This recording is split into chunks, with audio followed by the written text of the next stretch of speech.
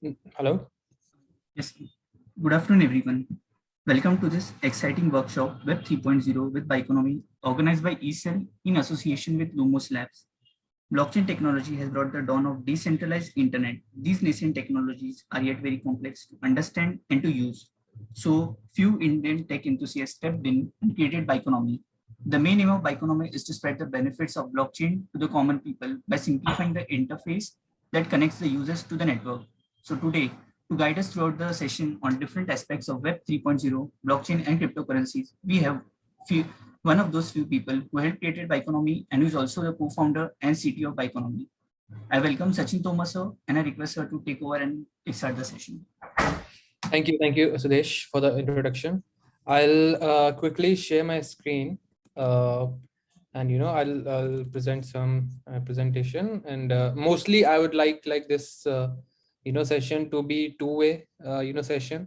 So if you have if any one of you have any doubts regarding what blockchain is or how it can be beneficial or what can be done, I'll explain about blockchain, and then I'll share some information about how Biconomy is solving the adoption problem in the space. We are trying to make this technology more accessible and more frictionless, to be used by the developers as well as the end users. So let me quickly share my screen. I think someone needs to give me some sharing rights, Sudesh or Kavya. Ravi, you're the host. You'll have to give Sachin the sharing rights.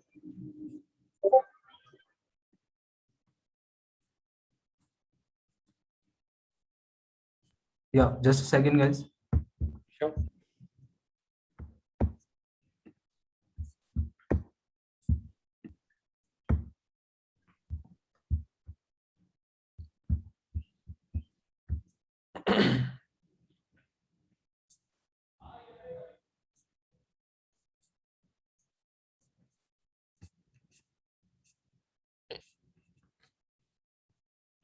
Looks like Siddesh is the host. Siddesh, can you give me the hosting rights? I can share this, give Sachin the sharing capabilities.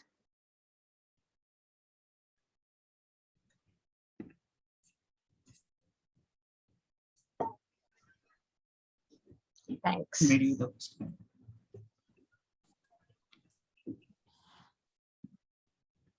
Done. You'll be able to do it right now, Sachin.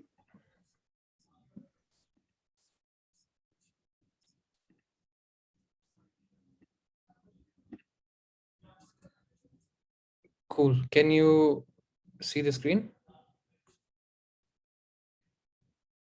Yep. Okay.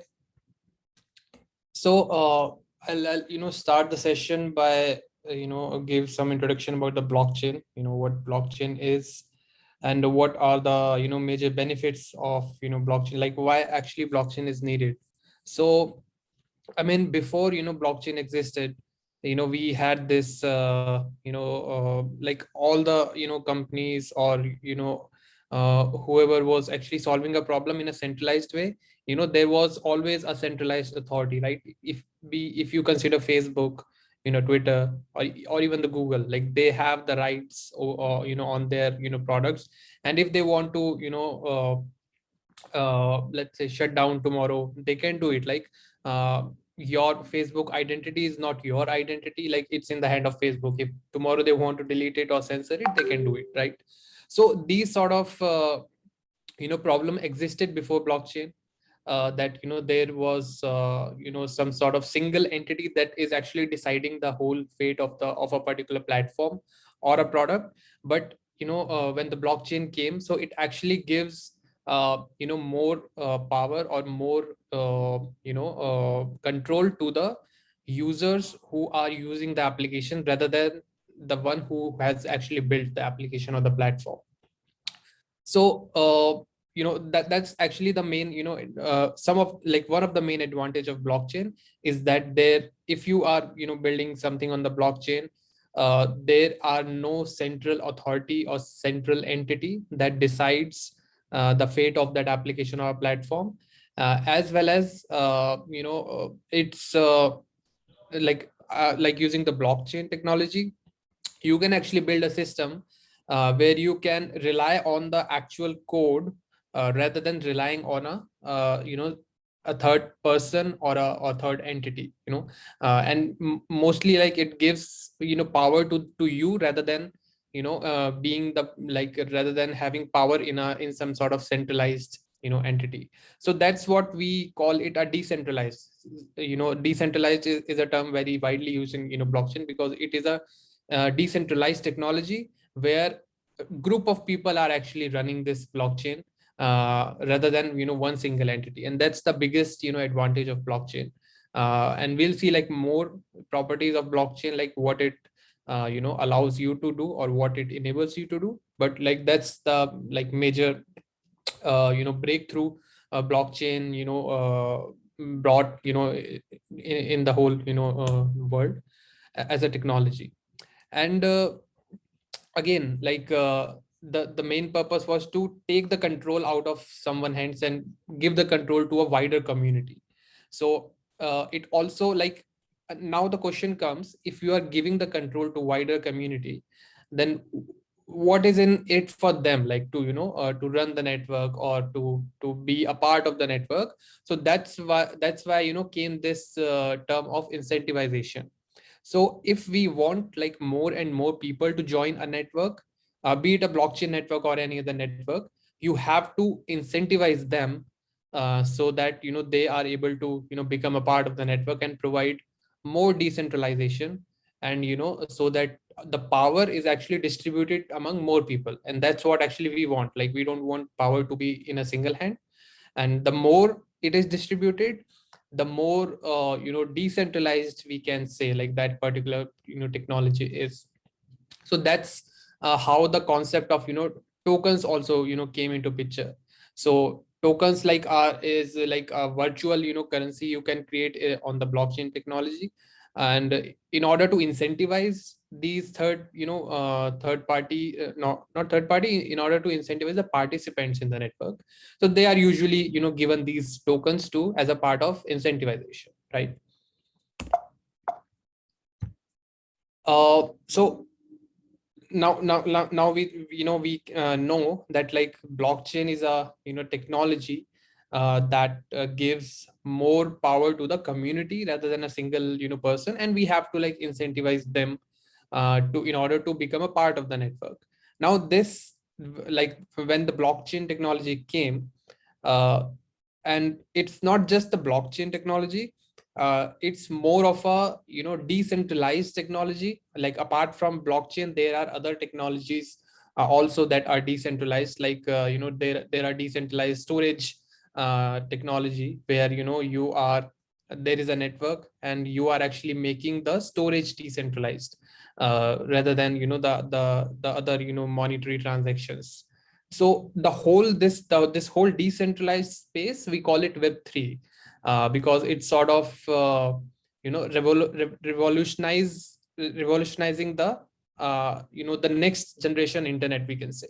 So like the before this blockchain technology or this whole decentralized technology, the whole space was called Web2, where these social networking applications are coming.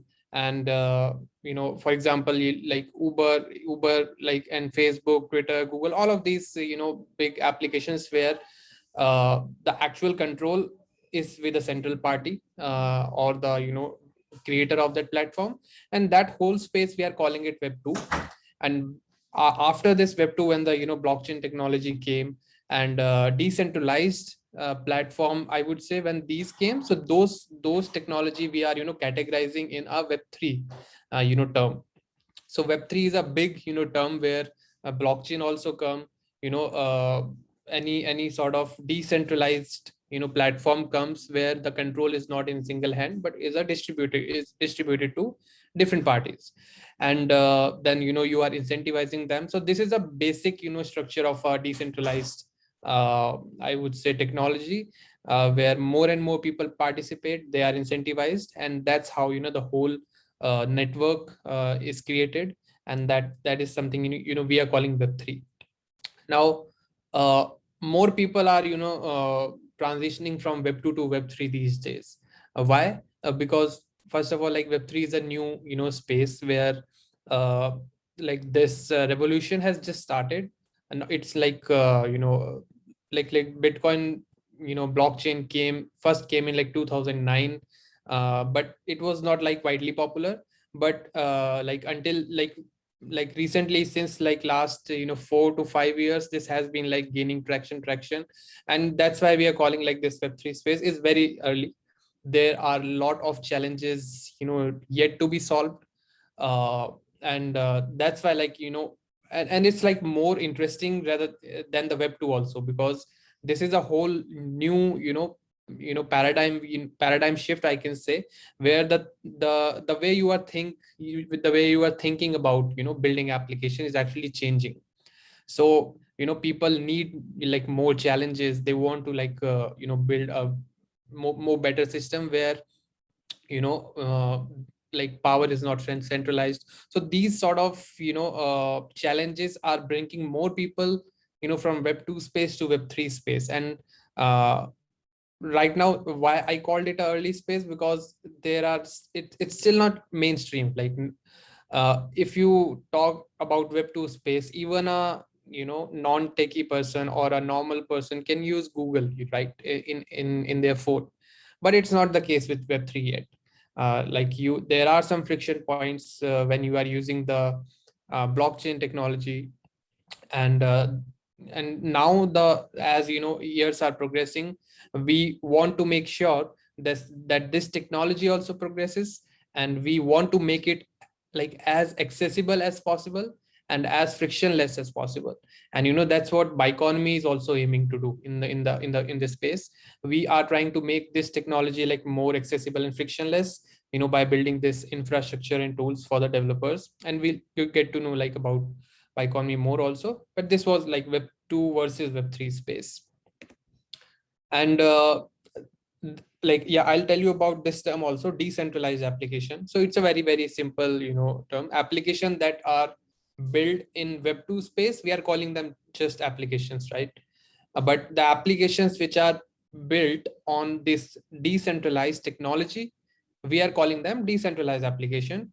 And most people like call them dApps. So if you hear about this term dApps, they are nothing, just application built on this technology. So yeah, that's what it's written, right? Sorry.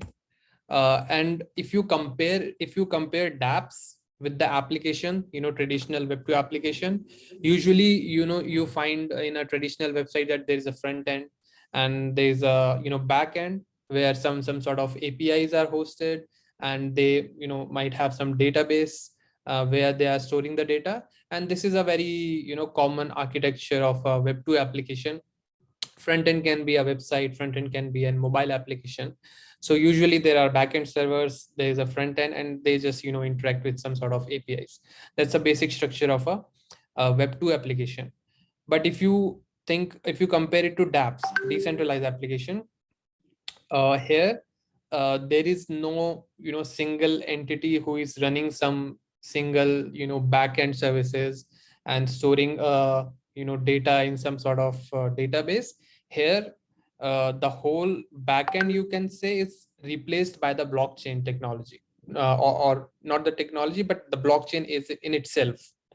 So blockchain, you can consider it as a ledger or a storage space where you can actually store data, but not any kind of data actually you can store, because uh, whenever you are storing data on blockchain, there is a cost associated with that, and you have to pay that cost in order to store the data on the blockchain.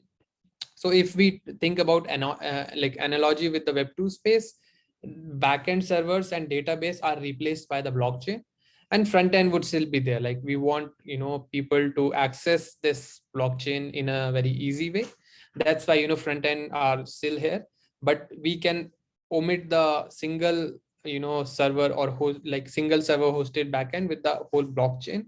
And the good thing about the blockchain is that there are no single server. There are thousands of nodes to which you can actually connect the front end. And if like one node like goes down or is not responsive, you always have this option to connect the front end to other nodes.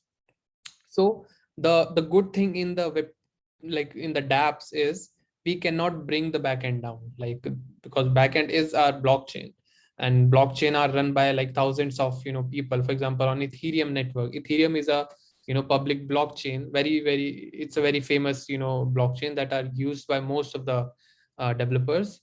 And here like you cannot bring like Ethereum down. The only way to bring Ethereum down is to have all the node runners in the network, you ask them to shut their services, but that's not gonna happen, right?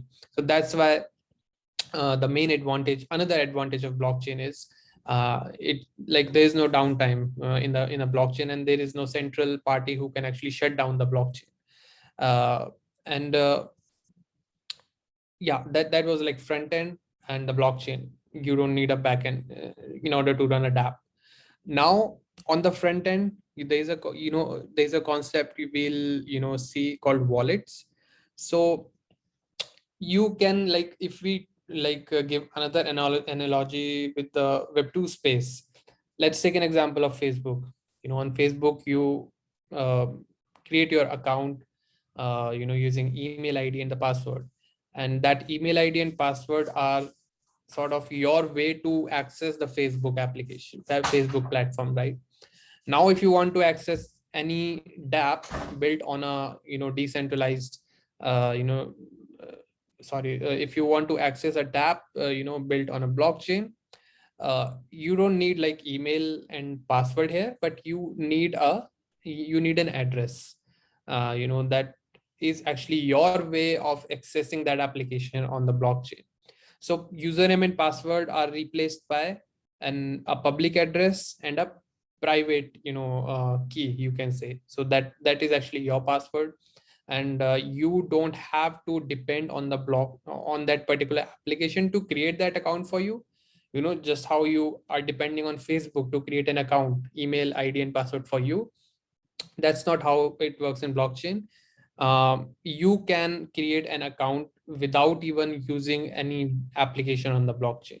Like, it's inherent in the blockchain. You can anytime you can get a uh, public address and a private key. And in order to easily manage that account, wallets are created. So wallets are created on the front end, like are used on the front end. And wallet is an application where you can easily manage your different accounts. And one account means one public address and one private key that only you should know. If you know the private key, you can actually access the blockchain using that address. If someone else knows that private key of yours, they can also access the blockchain from your account. So you really have to like secure this private key, and this is your access point to the to blockchain technology, not a particular dApp, to the blockchain technology. And using that single account, you can use any application on the blockchain. So you don't want, it's not like you have to create a separate account on Facebook, separate account on Google, separate account on Twitter. It doesn't work like that in blockchain. In blockchain, you have single identity, and you can use that identity on different applications built on the blockchain. Now that was the wallet. There's another part, like when I said like backend is replaced by the blockchain. Now, like, blockchain is a ledger, a public ledger where anyone can write their data. Now what the data is, that data, if you want to write some programs, just like how you write in Java, in JavaScript on the Web2 space, at the back end, you have this term called smart contracts that are small programs that run on the blockchain. So you can write your business logic in your smart contract, you deploy on the blockchain, so that will act as a backend of your application, but not exactly a single backend. But it's a it's a code for your application that is deployed on a blockchain. And then you have a front end where you have this wallet application, which is used to manage the user accounts. So if you want to use a dApp, get a wallet, you will get some address, connect the wallet with the application, and you have the access, to that application. Now this sounds, pretty easy, but the more, yeah, I would say complex part comes when you actually interact with an decentralized, application. So before I go into that, like you can see on the screen, like there are already, different types of application, decentralized application that has already been created, and there are like yet more applications to be created, and these are like distributed across different sections. I would not go much deep into these different sections, but there are already like games being created on blockchain. uh, NFTs, DeFi's, these are like too technical, maybe right now to go deep into. But there are social networking application that are already being built on the blockchain, and financial application, and that's what called DeFi. Like all the financial application on the blockchain, they are given a term called DeFi, like decentralized, finance. Uh, so yeah, I mean, but even after these applications are built, it's very hard for a normal user to actually use them, and that's the problem, that's the friction, people are facing, and that's what we need to remove if we really want this technology to go mainstream. uh I would not like I would not go like much deep. I just want to make this like very simple, this workshop, and to give you a basic idea of how, what blockchain is, what are the benefits, and how it works. So this I have already covered, like whatever the problems were there in a centralized system. Blockchain is actually overcoming those problems and solving those problems. Censorship, again, central parties can censor your transaction. Blockchain cannot censor because control is not in the single hand.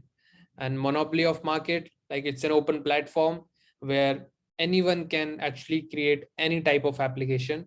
So there is no monopoly of a single application. If you have an idea that is better than existing application, there's no one stopping you from creating that application and putting it out in the market.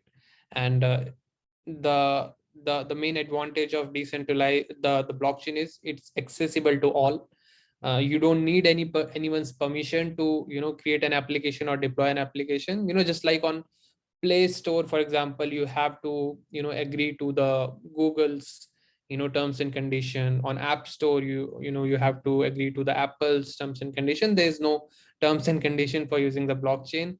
Everything is written in the code of a blockchain, and that, and it will work as per that protocol that is already written.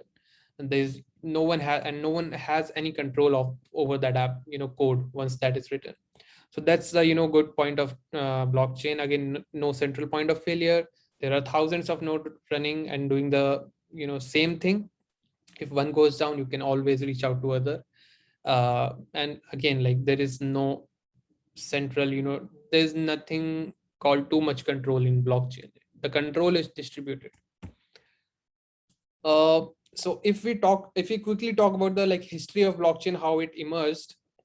So initially, even before Bitcoin came, uh, someone created this hash cash system that was actually used to prevent email spams. So if like even today you must be seeing like a lot of spam emails, you know sorry, in your inbox, right?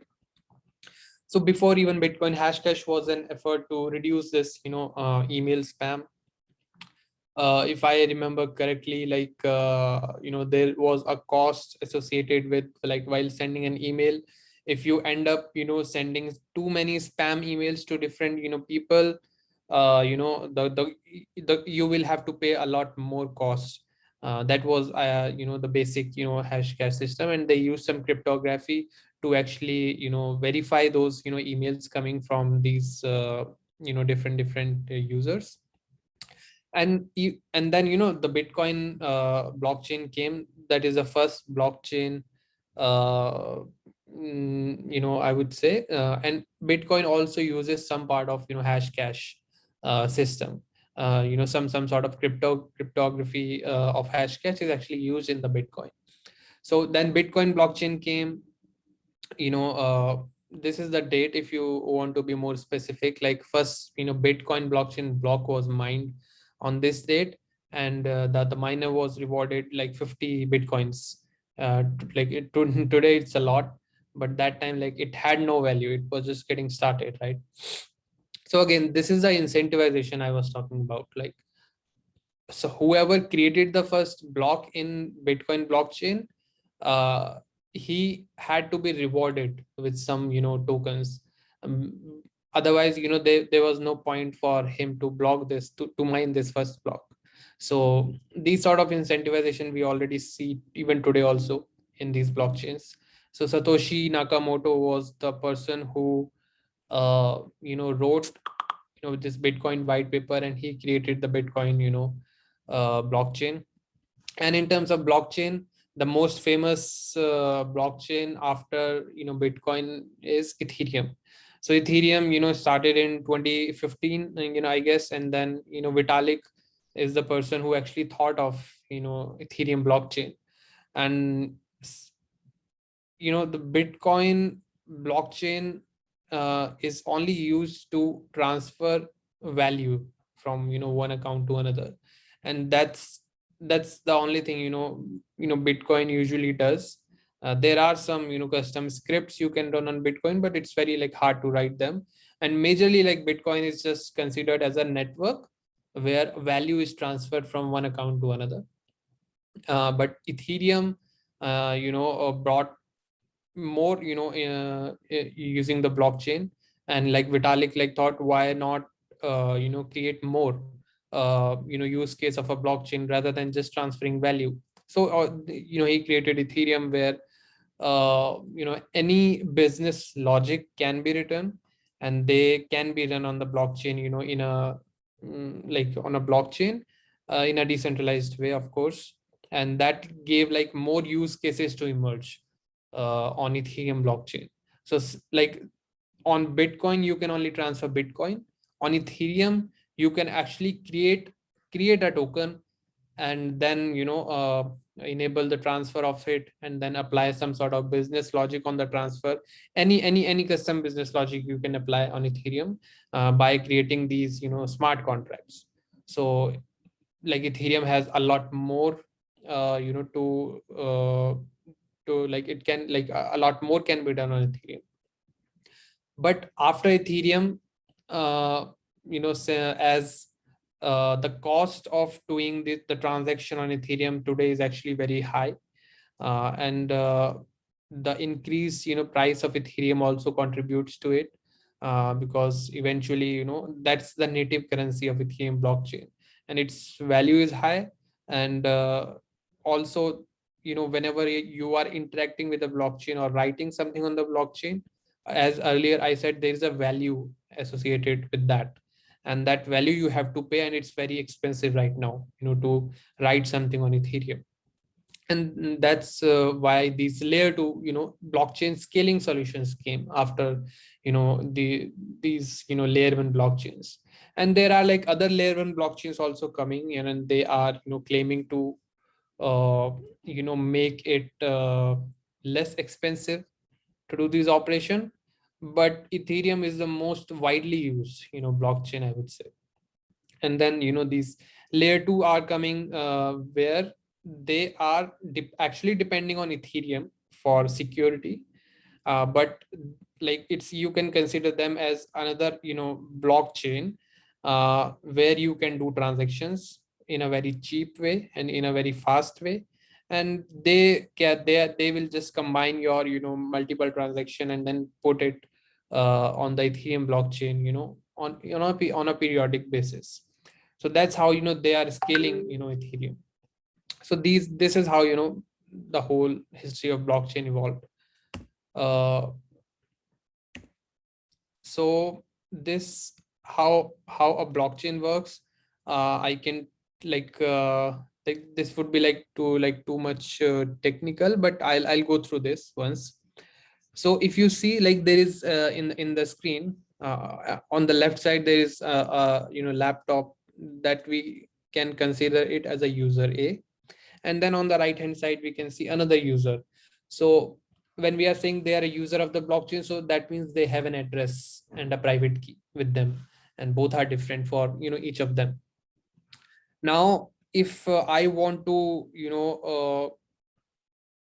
do a transaction or transfer some value from account A to account B, then, like, being a user A, I will initiate a transaction on the blockchain.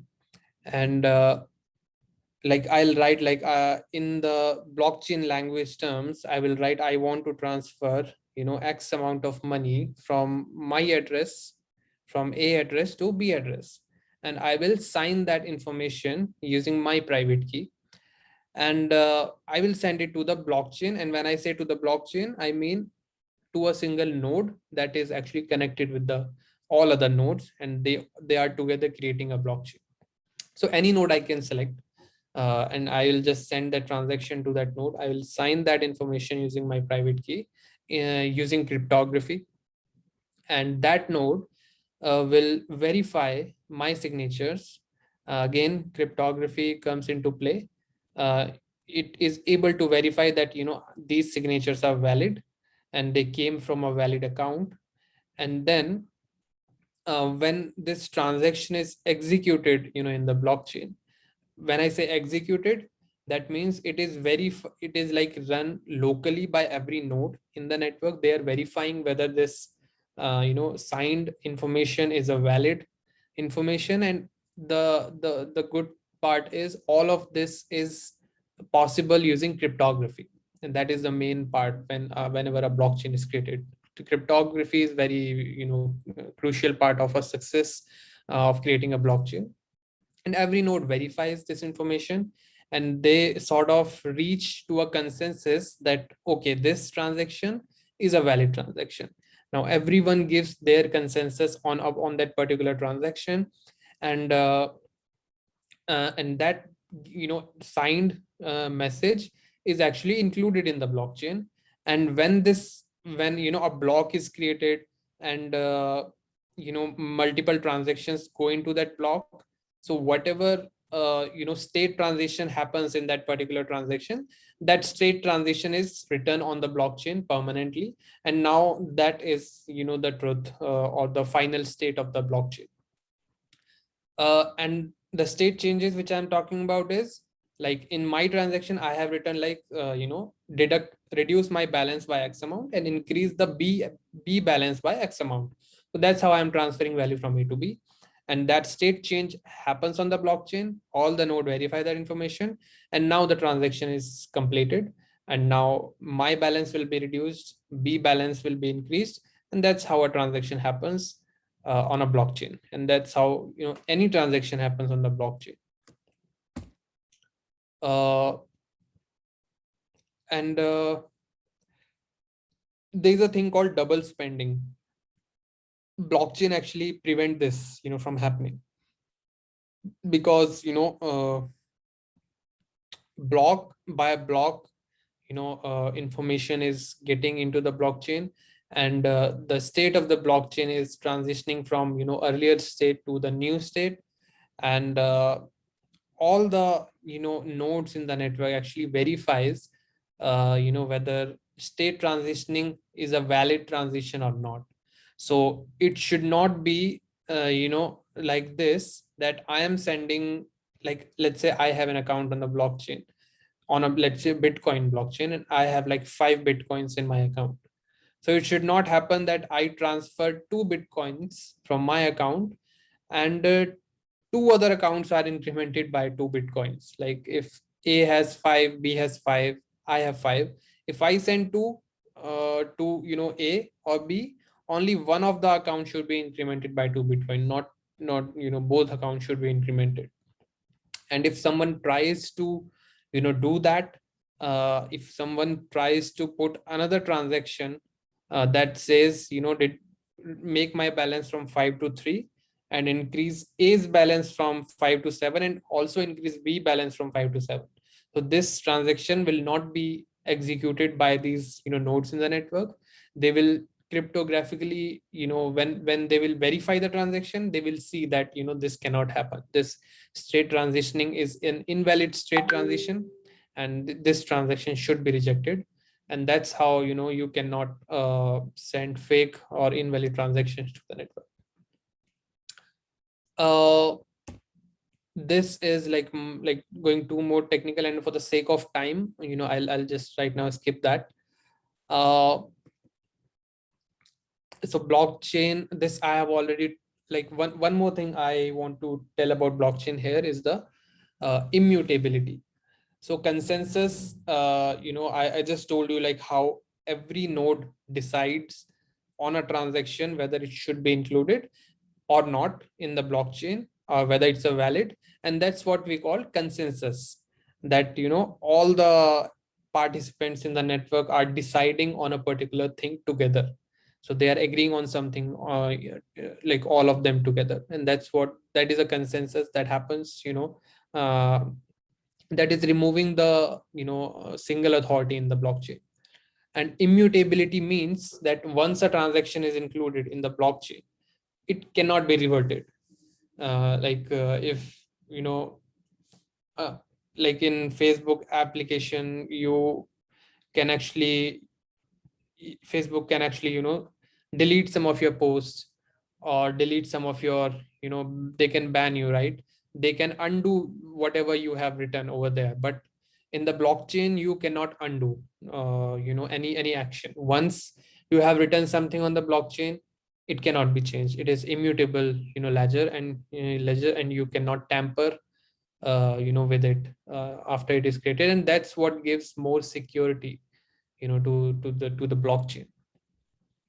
And provenance means that you can actually prove that you hold some coins uh, without actually relying on any single node. So all of this is being run by the code that is already written, and using that code and cryptography, you can always prove that you hold some tokens, or have this particular state on the blockchain. And you don't need anyone's help in order to prove that. And that's what makes blockchain much more powerful technology than the web 2 technology. uh, and finality means that there is a single ledger only. Whatever state that ledger is showing us, that is the final state of the network. So there is a single place, where you can actually see what state you are in, what all the accounts information on the blockchain. There is one final ledger only. There are no multiple ledgers. So whatever goes to the blockchain, you can consider it as a final information. You can consider it as a source of truth eventually. If we talk about type of blockchain, I told you about Bitcoin, I told you about Ethereum. They are all public blockchain. So even if you want to become a node in Ethereum or any public blockchain, there's no one stopping you. You can actually become a node in a public blockchain. But like this technology can be used to create some sort of private blockchain, where maybe let's say there are 4 node, someone created their own blockchain, because everything is open source. The code which is being run by Ethereum, that is open source. You can actually take it, change some things, and you can create your own blockchain. That's the beauty of open source code. So private blockchains are like no different to that. They have like they are also running some code, and that is being run by, let's say 5 node. They are running a private blockchain. They have their own way of executing the transaction. And maybe the code that is being run by the each node, it's written there that no one can actually become part of the network, and they have to like ask permission from the existing node to become a part of the application. Those are sort of like private blockchains that are not public or open to anyone, but there may be some restrictions people can apply, so those becomes private blockchain. Or permissions based blockchain. So like difference you can like what is like the difference between private and permission based is private is like where data also can be private. You cannot query some sort of data from these private blockchain. They want to keep that private maybe. But permission based blockchains, like data is open, you can see what's going on, but in order to write something on that chain, you need some permission, someone's permission in the network. So but eventually like they are sort of private blockchains only, where some set of peoples are running out. They decide like who gets to be a part of the network, or they decide like what transactions are valid or not. So that's the difference. But major the famous blockchains are mostly public blockchains, and the most famous of all the public blockchain are Ethereum and Bitcoin actually. And now more layer 2 applications are coming like Polygon, uh, Optimism, Arbitrum. These sort of layer 2 blockchains are coming that are becoming popular. uh, I just told you like these differences between public and private blockchains. We can just quickly go through the speed factor also. Public blockchains are usually slower than the private blockchains. Security, there are some mechanism where security comes from, like mechanism of uh, how these multiple nodes reach on a reach on a particular decision, like what is the consensus mechanism over there that decides the security of the network. And in public blockchain, identity, like anyone can create their own identity. In private blockchain, like all the identities might be known beforehand, or because it's a permissioned or private blockchain. Smart contracts, I already told you how smart contracts are a way of writing any custom logic to the blockchain. uh yeah, now let's come to the I would say more complex part of so far I have told you like all the good points of the blockchain. But when you use a decentralized application, when you use a application built on blockchain, there are some friction right now which are preventing more and more people to actually use this technology. So how you use a blockchain, I told you you need to have a wallet where you will have a public address and a private address. You need to be connected to at least one node in the blockchain network so that you can access the latest state of that blockchain, or send some transaction to the blockchain. A blockchain account and address is needed, and that will be taken care by the wallet. Using wallet you can create. Now when it comes to do a transaction on a blockchain, and by transaction I mean right transaction, where you are actually changing the state of the blockchain, so you have to pay some fees. You have to pay some transaction fee, and in blockchain field we call it gas fee. So there is the cost associated with a blockchain transaction, we call it gas fee, and you need to have that balance in your wallet. Now there are like other terms that comes into play, like gas price. So in a very simple formula, if I tell you uh, transaction fee or gas fee is equal to the gas used in the transaction multiplied by gas price. So if you are doing an addition operation, for example, on the blockchain, you want to add two numbers, like 2 plus 2 is equal to 4, right? Uh, so there is a variable A, there is a variable B.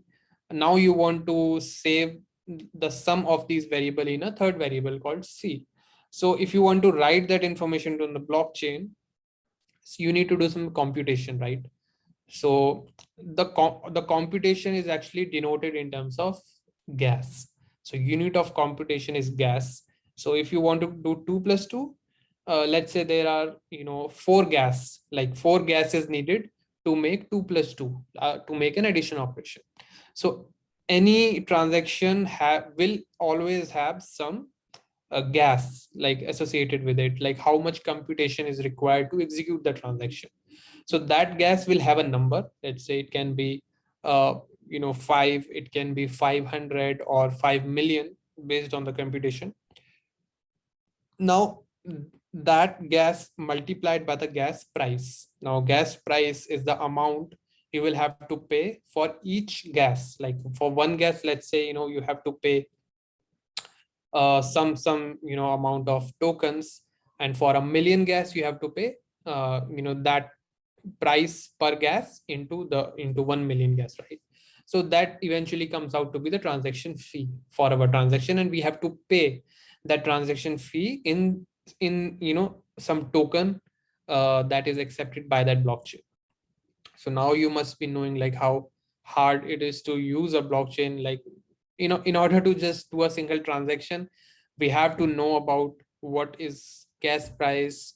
I have to first accumulate that token in my account, because I have to pay that, right?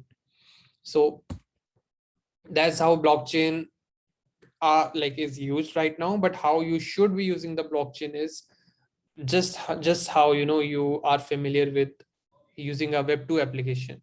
You create an account, you are you're signed in, you just click a button. If you want to add two numbers on the blockchain, you click a button, you sign that transaction using your key, and the transaction should be successful. And all of this gas price, gas transaction fee or cost should be abstracted by the end user.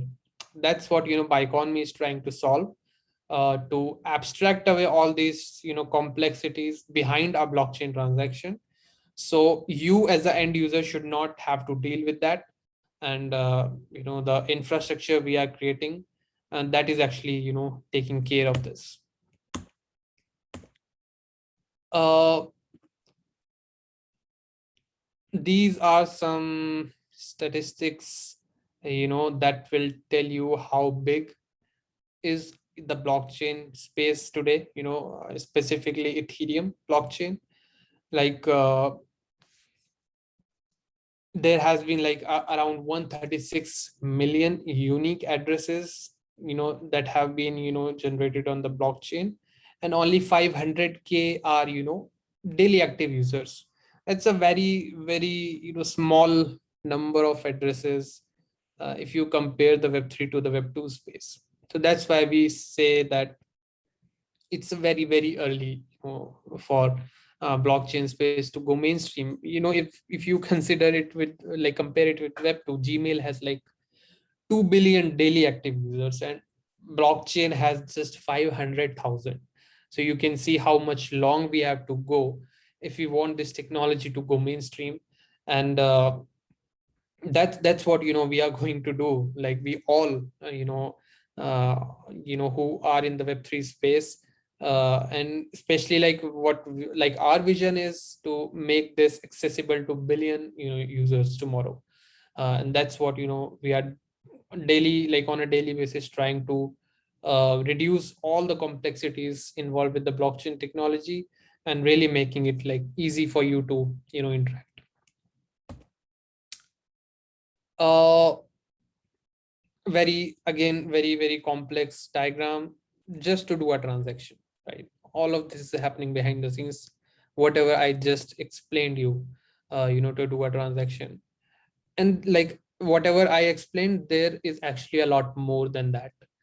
There's actually a lot more complexity and involved with the blockchain transaction. And that's what we are trying to solve. uh, there might be a case when you send the transaction, and the cost which you have sent with the transaction might be too low. Because the network decides how much cost you should pay to have your transaction included in the blockchain, and that is a varying number, like that varies block by block. Now you have to constantly monitor your transaction, whether you have given the right price, you have paid the right price for your transaction or not. And that what makes it more complex to do blockchain transactions. uh,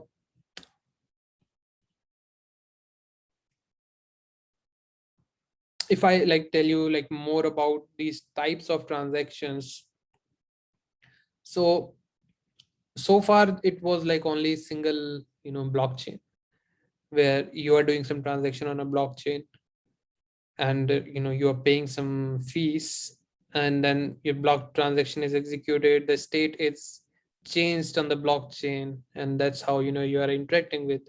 Now more blockchains are coming. uh, they have their own pro and cons as compared to other blockchain. But major layer 2 blockchain which I told you about, they claim to have faster speed, uh far more throughput, and at a lower cost. Like you don't have to pay like $50 or $30 to do a transaction. You can just pay a fraction of a fraction of a fraction of a cent, for example, to do the transaction on this layer 2. So considering these benefit, more application developers are building their application on the different blockchains. And then you need interoperability between these blockchains. You want your application on Ethereum to be able to interact with your same application on, let's say, Polygon, another layer to a blockchain. So these interoperability again, like let alone a single doing a single transaction on a single blockchain was already pretty much complex. Now you are involving two more blockchains, and you are talking about interoperability between those blockchains. That even makes it like more complex for a user to use this blockchain application. Now that interoperability can be like you want to transfer value from one chain to another, and like people are creating bridges, and where you can move your value from one chain to another. But again, it's like becoming more and more complex. But we don't want to be it more complex. We want it to be very simple. And so we are like I'll talk more about Biconomy now, like what we are doing. So I told you all the complexities of a blockchain transaction, be it gas price, or pending transaction or struck transaction in the network. What we have built is we have built this blockchain agnostic infrastructure that blockchain developers can actually use to send their transaction in a very easy way. And the gas prices, the gas limit, struck transaction, pending transaction, Biconomy is taking care of behind the scenes. So I'll show you one demo also, uh, that will make it easy for you to understand this. There is one platform called Define Exchange that is actually built on layer 2 Polygon blockchain. And it's an exchange where you are exchanging one token to another token.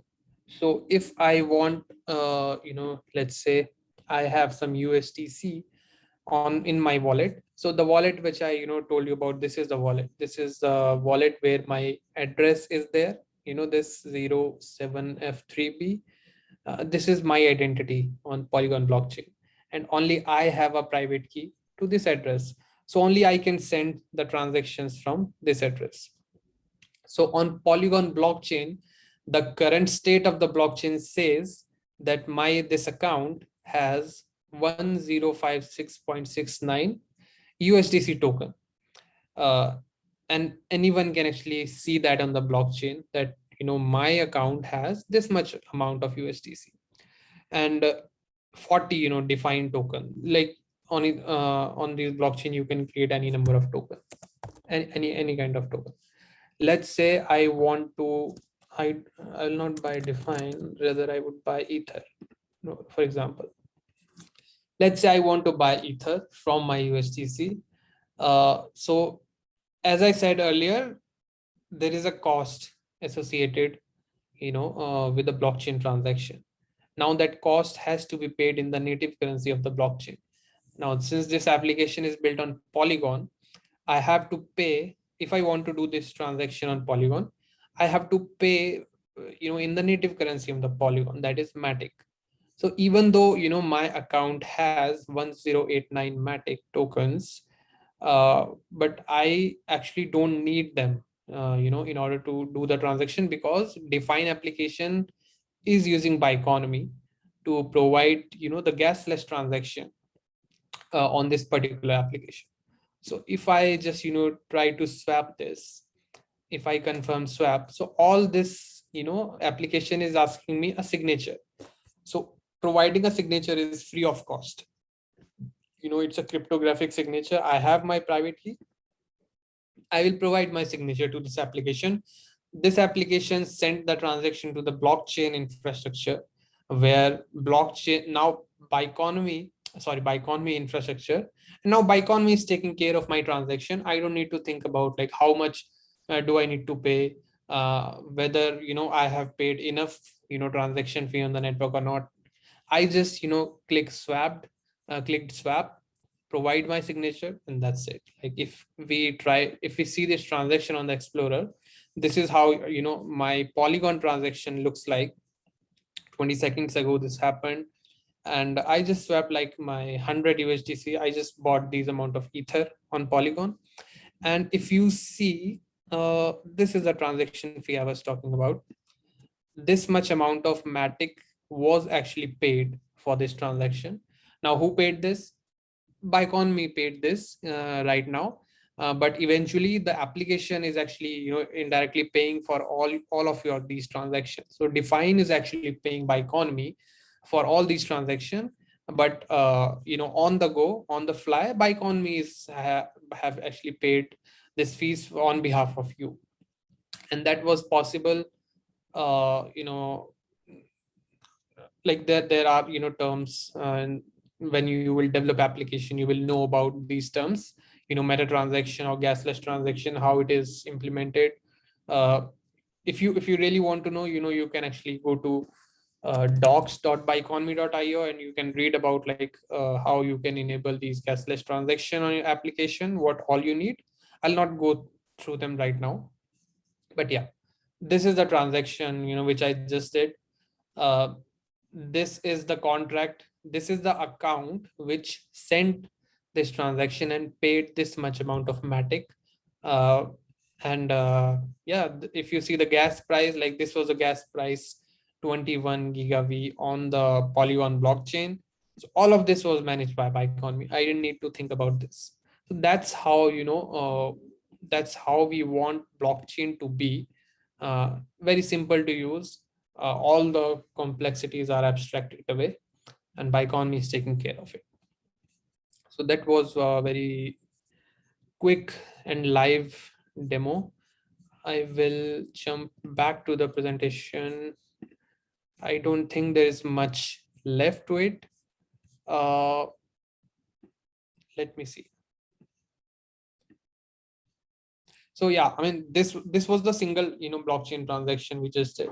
We are also solving the problem of this cross-chain interoperability, where you might need to interact with two blockchains.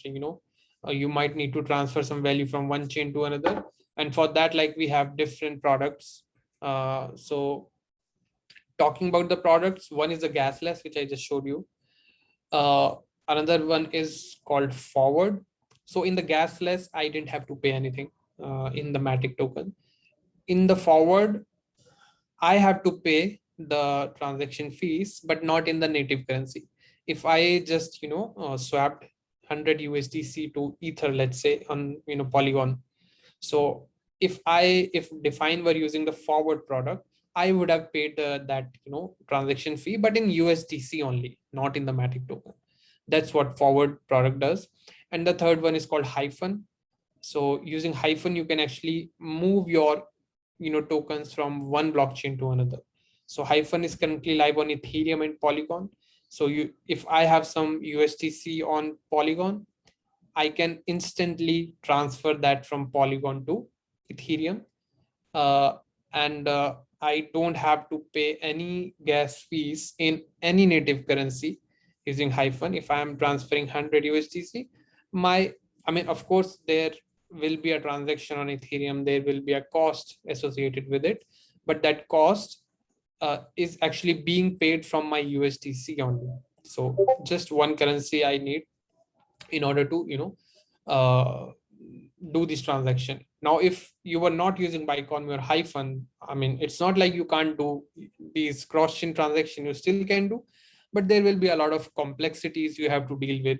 You have to make one transaction on Polygon, you have to wait for, let's say, 1 hour, and after 1 hour then you have to again make a transaction on Ethereum.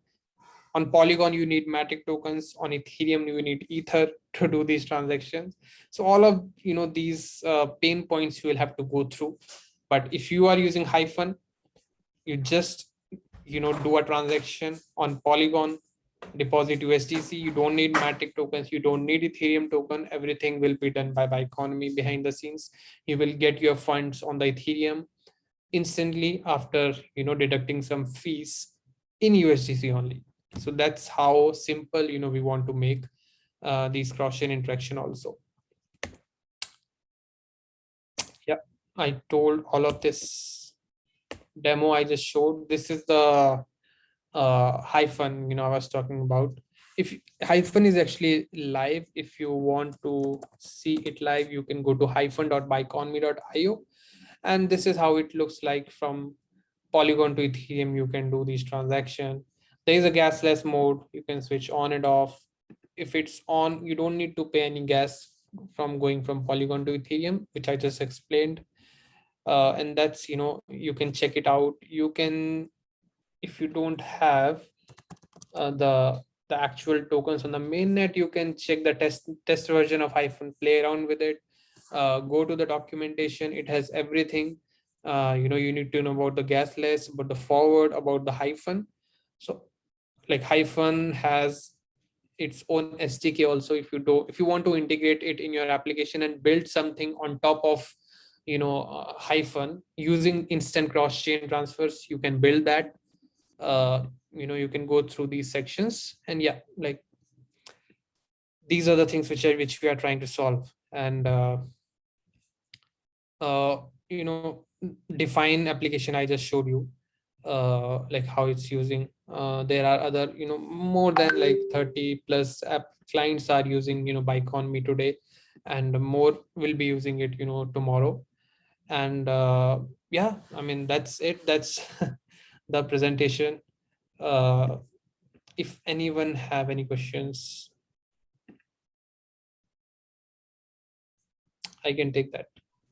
So there are two questions in the Q&A section. One from Rahul Pandi, who says, why someone trust on a trustless technology? Okay, why should someone trust trustless technology is the question. Yeah. So here, Rahul, the good thing is you are not trusting people, you are trusting the technology. And technology is actually trustless. It does not require you to trust anyone in the technology.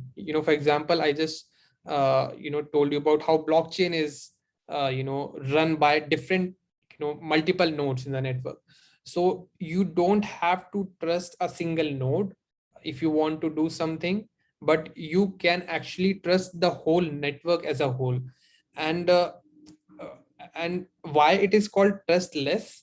It is called trustless because whatever you do on that particular platform, on that particular blockchain, your actions are protected by the logic that is already written, and your actions are protected by the protocol itself. So you are not trusting any single entity or single person or any third party. You are actually trusting the whole platform. But in order to do the transaction, it doesn't require your trust in any single node, right? So that's why people would trust up a technology, because it is not run by people, it is not run by individuals, it is being run by the code that is already written. So you are actually trusting on the cryptography, that you are trusting on the cryptography that your funds will be safe, your transaction will be executed the way you want it to be executed. So yeah, I hope that answers your question.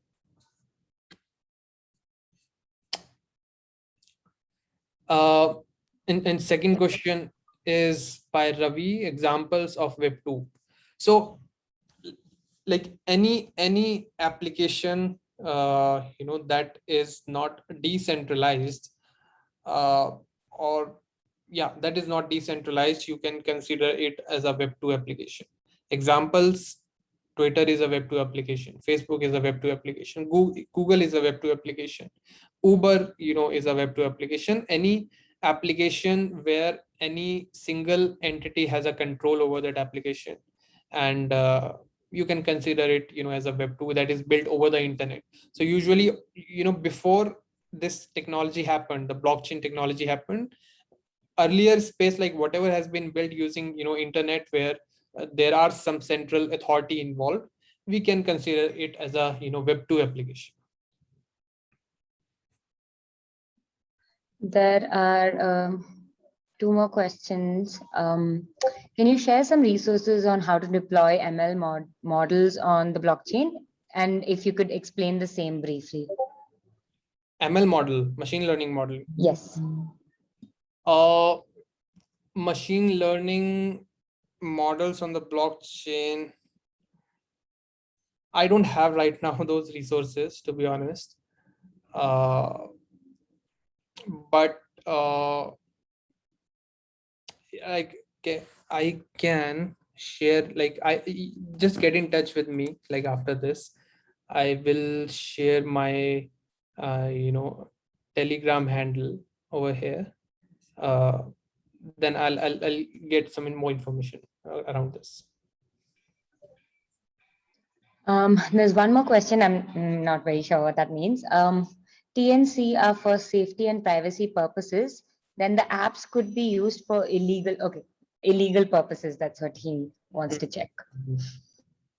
So like even for the decentralized application, like decentralized application are just smart contract logic built on the blockchain. So if you compare that to a normal TNC of a web 2 application, that smart contract is actually your terms and condition. On the smart contract there are some logic already written, and you, if like by interacting with that smart contract, you are actually agreeing to whatever is written in that smart contract. And that's why people usually audit them before actually making it accessible by public, so that you have some sort of confidence before you actually use a smart contract or a blockchain application, that whatever is written in a smart contract logic, that is actually not doing something improper with your transaction, or is not a scam, right? So whatever is written in the smart contract, that is the terms and condition of that particular application. And if you're talking about some illegal activities, like technology is open, anyone can use it now. Like even in the web 2 space, you can argue that we have some central authority. Of course, like I'm not saying like having a central authority is very bad, or it does not have any pro to it. So it has some that pros, that you have something to you have someone to reach out if anything goes wrong.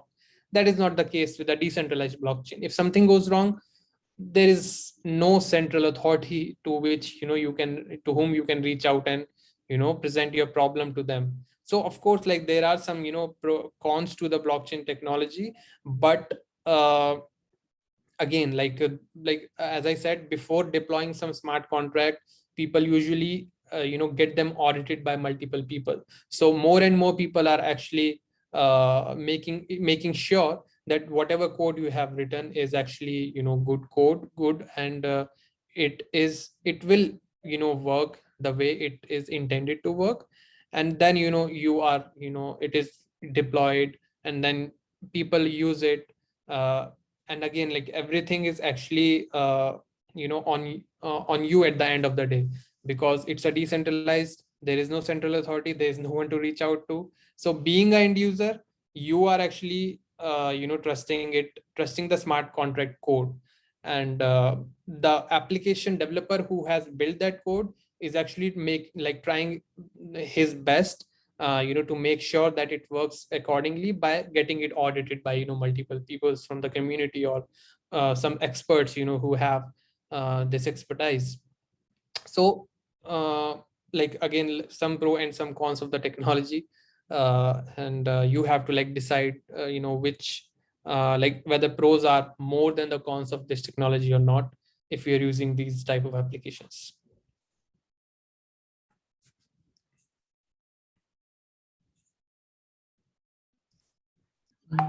Two more questions have come in. How do you decide whether to block an account or not when there is no centralized authority to take decisions? What if all don't agree? Yeah, that's the thing. If it's decentralized, being a single node operator, you cannot just block any account.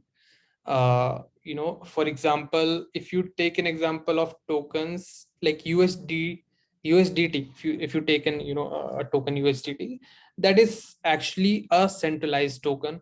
There are some owners of that particular USDT smart contract that can actually block your USDT account.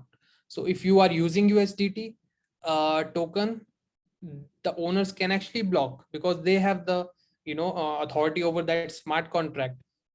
But if you talk about these tokens where no one has any authority, for example, if you take the example of Ethereum, if you have some ether, there is no one in the world who can actually block your account or restrict you from using that ether on any decentralized application. There might be some application that are centralized. For example, Binance is an exchange that is centralized. So Binance, being a centralized exchange, can actually block your address on Binance, but it cannot block your address on Ethereum blockchain. There is no one is actually can block your account on Ethereum. And if being a decentralized network, for example, if there is some bug that is in the network. So even recently, some sort of bug came in the Ethereum blockchain.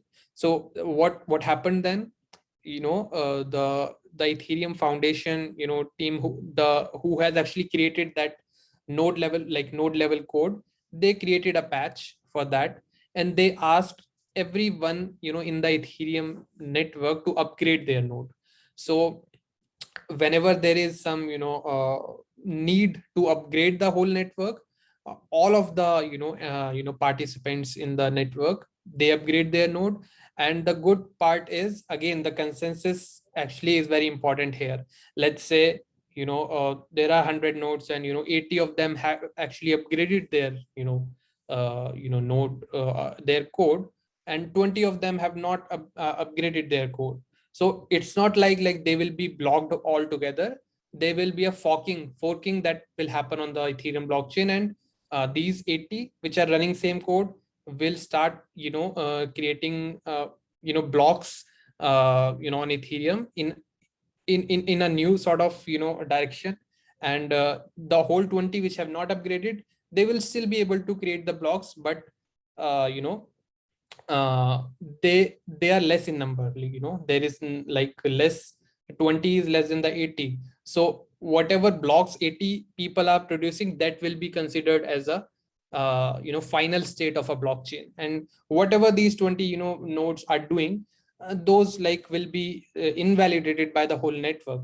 They will not be accepted by the whole network or altogether. So again, like blockchain can only have one final state. Like there is no two final state. If there are two final state in the blockchain, only one needs to be considered as the final state, and other one will be automatically discarded by the network. So that's how, if all does not agree, I mean, it can happen if, and then in that case majority will take, majority will win, and they will be the one where that state will be considered as a final state. So that happens like in a decentralized technology. It's hard to take some decisions. And yeah, I'll tell you about, like, if you want to read more about this, how a decentralized technology take decisions. So we have something called DAO, like decentralized autonomous organization. So that DAO is actually responsible for taking some sort of decisions in the whole network. And that DAO is not single entity, it's like a group of people again. And there are some smart contracts that allows you to take some decisions by voting. So there, voting happens in a DAO, and majority of the vote wins, and whatever they decides, whether it's upgrading a network or changing some values in the network, that will actually be reflected on the network. And that's how a decision is actually taken in a decentralized organization. Two more questions. So this is an interesting one. Is blockchain definitely the future, or is there still some doubt? So yeah, like if you ask my opinion, blockchain is definitely the future, and there is no doubt in that. The only thing which we need to be concerned about is how we can actually make this technology to be used by mainstream, to be used by 90% of the world population, let's say. Even if you see, if you consider the active users in the blockchain space, it's not even 1% of the whole web 2 space. Only very very very few people are actually using these technology actively, and that's what we should be concerned about. If it remains like this, it's not going anywhere. We have to make sure that whatever we build using this technology is actually accessible by more and more people. We need to reduce the friction, and that's the only way to achieve adoption of this technology. Great. Last question. If I'm not wrong, we store multiple copies of data across the blockchain. Isn't it unnecessary to occupy that database? Yeah, you are right. There are, each node is actually storing a same copy of the blockchain, just to make sure that there is no single point of failure. So yeah, I mean, this is actually like, there is one downside of the blockchain, is that it is actually taking more and more space, and that is actually becoming a alarming problem for the growing blockchain, that it is becoming more costly to run a particular blockchain node, as more and more people are writing the data on the blockchains. So again, like as I said, it's still very early in the space, and that is one problem which we need to solve. How we can actually uh, make it like less costly for people to run these nodes, because if it becomes expensive, then only few people would end up running these nodes, and again they will be the one having the control over that particular blockchain, and we don't want that. So this is still an unsolved problem in the space. Maybe maybe you can actually work on this problem. There are a lot of unsolved problems still in the space, and that's why we need people like you to come into the space and put more brain power and then solve these kind of problems. Yeah, I think we've covered all the questions, and some really good ones, in fact. One last call for any more questions. If not, I think we can close the session. And if anybody wants to have a conversation with Sachin, feel free to raise your hand and we can add you to the stage and you can talk to him as well if you have any follow-on questions to the ones that Sachin has answered.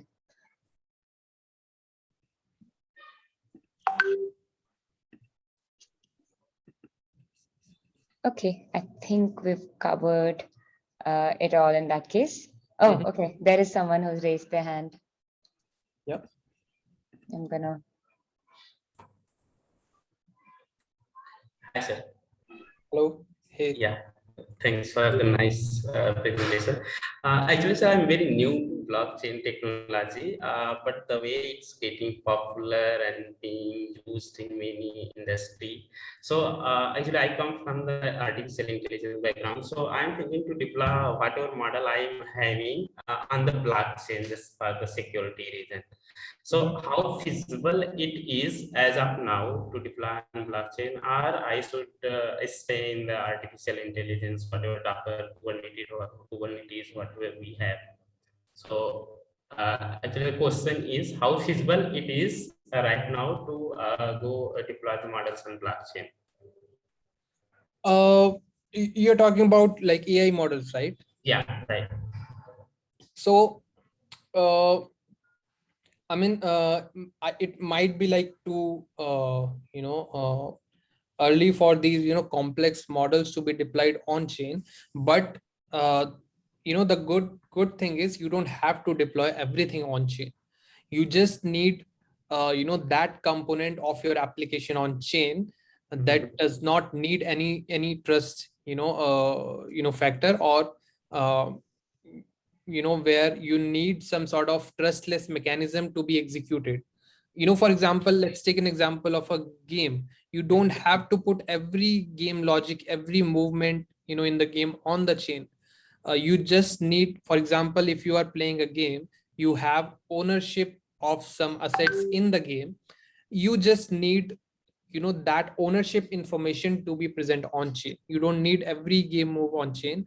And and most of the application logic is actually running off chain. It's not like you won't need these backend, servers which these web2 applications are running. You would definitely need them in order to build a complete or more complex application, right? So again, even if you have some sort of complex logic, even in artificial intelligence, the one question you need to ask is whether you need a blockchain or not. If you want to remove the trust on a single entity, you need blockchain. If you want a immutable ledger, to be incorporated in your application, you can actually use blockchain to solve that problem. If you uh, you know if you like if you want to present some ownership, some sort of ownership in the application, and that ownership, again, you don't want someone to control that ownership information, you should use blockchain to keep only that information on the chain, and rest of the your application logic can actually run off chain. So I hope that that gives you some idea about you Yeah, don't right. need Yeah. everything on chain. You just need Yes. that part on chain where you need the trustless factor or the immutability factor. Okay, and okay, one more question. So, how feasible it is cost-wise, like comparing with the cloud that available like Microsoft Azure, AWS, GCP, and second side blockchain. So, how we compare which one would be cheaper? I didn't get your question. So how would I compare it cost-wise? Like we deploy the AI models on cloud, GCP, whether it's Google, AWS, or Mhm. Microsoft. And second side, when I deploy on blockchain, so which one would be cheaper? So that depends actually on the blockchain you are deploying your assets on, or your logic on. Ethereum, if you talk about Ethereum, it will be very expensive Yeah, for you. it is very Ethereum, so. you can actually go for a layer 2 blockchain in order to do that.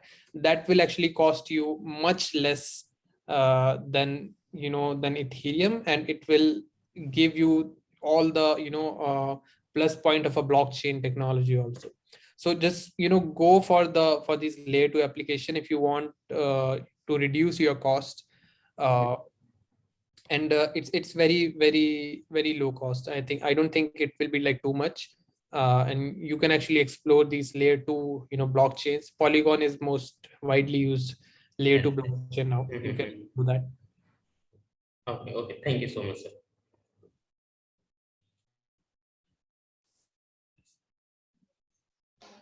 Okay, I think we're pretty much done with the session. So yeah, Siddesh, Amit, Abhishek, do you guys want to give us the conclusion, and maybe we can close the session off? Yeah, sure, Kavya. Thank you so much, sir. We at IIT BHU are extremely thankful to you, Biconomy and Lumos Lab, for today's session. Also, thanks to all the participants for making this session engaging for everyone. Now it's time to wrap up this informative session. Once again, thank you everyone. Take care and goodbye. Thank you, guys. Thank you. Bye. Thanks, everyone.